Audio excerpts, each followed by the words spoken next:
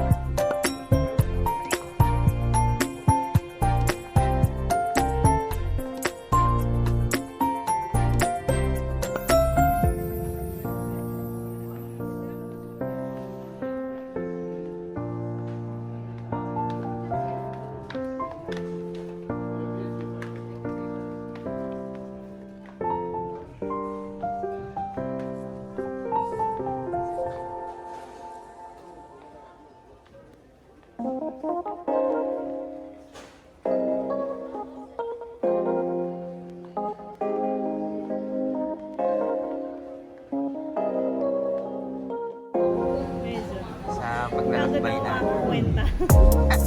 Yan yung mga napamili ko. Ayun, ngayon pa lang maglalunch ng oras. Pagod na pagod si Uni. Bakit yung ulo ka ako? Cute.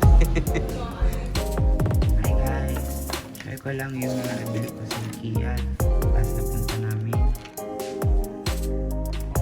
Ito, dalawang sizes. Isang malaki.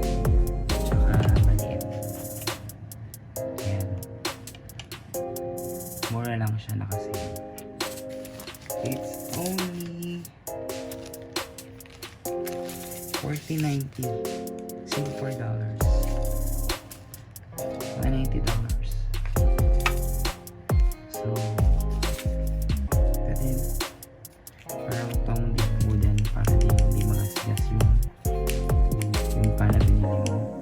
It's only $90 also. Next, yung ano bang tawag dito? Parang ano siya? Plastic. So, parang may lagay ka, sisave mo para ito sa fridge. Nice siya. Box. 25 pieces yung nasa loob. Around $2. Anyway, may ako na to. Ito yung takip dun sa cup niya yung init ng coffee or tea. Around $2 din. Next, this one. Parang towel lang siya. If ever save, maghuhugasan mo na po. Tapos pamumunas mo lang siya. Pamumunas mo lang siya para pang-fill ng arte-arte lang. $2 na din. And last one ay this bag. So cute. Ang cute niya. Parang pang shopping lang. Kaya pero pang everyday use lang. Ganda yung design. Uso to actually. Sa yung brand na IKEA. Parang bag. Dali ko kung shopping ka or let's say beach, pwede mo siya i-open. Ang ganda niya. Very nice. So, sa mga nakapanood ng channel ko, thank you. At sa mga hindi pa, paki-subscribe. Thank you guys. See you sa next videos. Thank you.